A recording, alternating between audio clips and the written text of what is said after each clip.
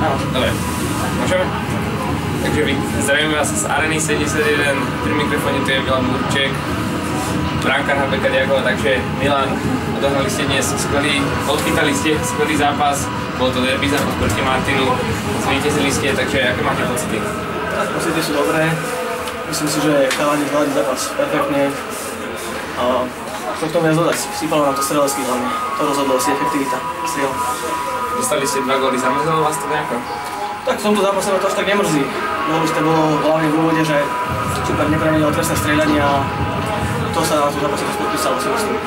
Aké máte ciele na celý turnaj? Tak po tomto výsledku asi na najvyššie.